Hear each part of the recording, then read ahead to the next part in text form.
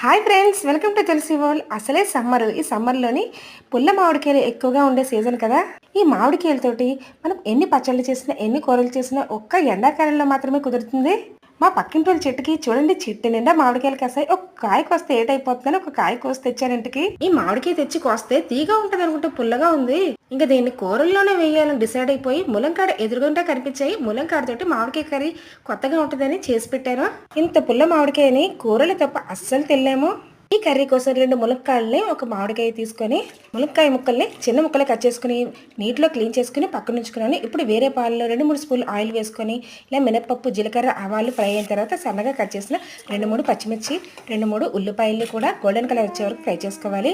అందులోనే కడిగి క్లీన్ చేసుకున్న చిన్న ముక్కలుగా కట్ చేసిన ములక్కాయ ముక్కల్ని సాల్ట్, పసుపు వేసి ఫ్రై అయిన తర్వాత మూత పెట్టుకొని ఒక 5 మినిట్స్ ఫ్రై అయిన తర్వాత అందులోనే ఆల్ ఇన్ వన్ మసాలా పౌడర్ని, కారం కూడా వేసుకొని బాగా ఫ్రై చేసుకోవాలి.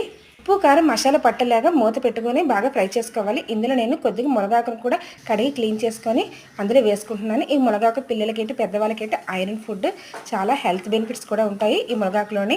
మునగాకును కూడా అలా వేసుకొని కొంచెం అలా ఫ్రై చేసుకొని అప్పటికప్పుడే దంచిన ఒక 4-5 వెల్లుల్లి గుడ్లు, చిన్న ముక్క అల్లం ముక్క, ఇలా దంచిన అల్లం వెల్లుల్లి పేస్ట్ కూడా అందులో వేసుకుని ఫ్రై చేసుకోవాలి.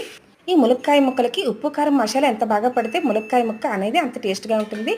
కొద్దిగా కొత్తిమీర తరుగును కూడా పైన వేసుకొని కొద్దిగా వాటర్ వేసుకొని ములక్కాయలను ఒక 10 మినిట్స్ టు 15 మినిట్స్ మూత పెట్టుకొని ఉడికించుకోవాలి. ఈ మామిడికాయ అనేది ఇలా తొక్క తీసుకొని ముక్కలు కట్ చేసుకొని చివరిలో మాత్రమే వేయండి టమాటా ముక్కలతోటి, లేకపోతే ములక్కాయ అనేది నీట్గా ఉడకదు. నేను ఏ కర్రీ చేసినా ఆల్ ఇన్ వన్ మసాలా పౌడర్ని వాడతాను. అందులోనే ధనియాల పౌడర్, జీలకర్ర పౌడర్ మిక్స్ అయ్యి ఉంటుంది. నేను ఆల్రెడీ వీడియో అప్లోడ్ చేసి పెట్టాను, నా వీడియోలో ఉంటుంది, చెక్ చేసుకోండి. ములంకాడ కర్రీలను స్టార్టింగ్లో వేస్తే ములంకాడ సరిగ్గా ఉడకదు, దీని రుచి కూడా అంతగా ఉండదు. చివరిలోనే మన టమాటా ముక్కలైనా, మామిడికాయ ముక్కలైనా ములంకాడ బాగా ఉడికిన తర్వాత వేయండి. ఎన్నో హెల్త్ బెనిఫిట్స్ ఉన్న ములంకాడ, మామిడికాయ, మునగాకు కర్రీ ఇలాగా చివరిలో గార్నిష్ కొత్తిమీరతోటి టేస్టీగా ప్రిపేర్ చేయండి. ఇంట్లో వాళ్ళందరూ లొట్టలు వేసుకుంటూ మరి తింటారు. మీకు ఇలాంటి వీడియోస్ కోసం, మరిన్ని వీడియోస్ కోసం మా ఛానల్ని లైక్, షేర్, సబ్స్క్రైబ్ చేయండి. బాయ్.